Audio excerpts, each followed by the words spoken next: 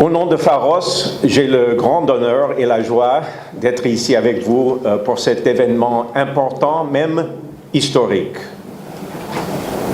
Nous avons été ravis d'accompagner le Sénégal dans ce voyage, où le pays a préparé son plan national stratégique de lutte contre les hépatites et son plan de mobilisation des ressources. Cela a demandé plus d'1 an, même 18 mois d'efforts concentrés. Mais l'expérience et les résultats ont été douces et satisfaisants. Moi-même, j'ai travaillé personnellement sur les hépatites dans plus d'une dizaine de pays pendant ces 2 dernières années. Et je peux dire sans hésitation et en toute honnêteté que le Sénégal est un leader exceptionnel en Afrique francophone, dans ce domaine de l'hépatite. Son plan national stratégique est très solide, les coûts de la réponse nationale sont bien estimés et le Sénégal a projeté soigneusement les impacts sur la santé de ses investissements prévus sur les hépatites B et C. Et comme je vais élaborer plus tard dans la matinée, le Sénégal a tous les éléments nécessaires pour un puissant cas d'investissement, un investment case, en faveur de son programme de lutte contre les hépatites. Mais le but principal de cette réunion, ce n'est pas de produire plus de plans, c'est de traduire des idées en action, de tourner le cas d'investissement en des investissements réels et de commencer la mise en œuvre du plan stratégique. Cela demandera des ressources humaines et financières considérables.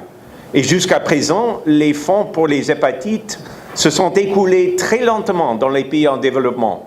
Il faut être franche dans ça, à l'exception de 2 ou 3 pays comme l'Égypte et la Mongolie.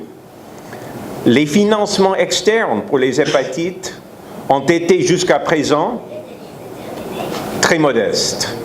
Il n'y a pas un fonds mondial ou un PEPFAR pour les hépatites, malgré le fait que nous avons démontré clairement les énormes bénéfices et le haut taux de rentabilité de retour sur les investissements dans l'élimination de l'hépatite.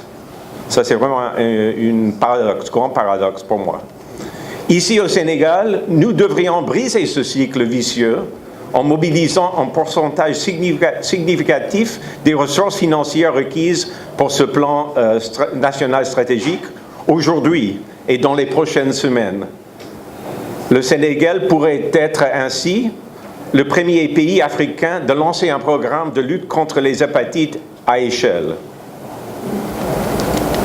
À la différence des exemples du VIH ou de l'immunisation, une portion importante de l'argent doit être générée des ressources domestiques, nationales, dès le début du programme.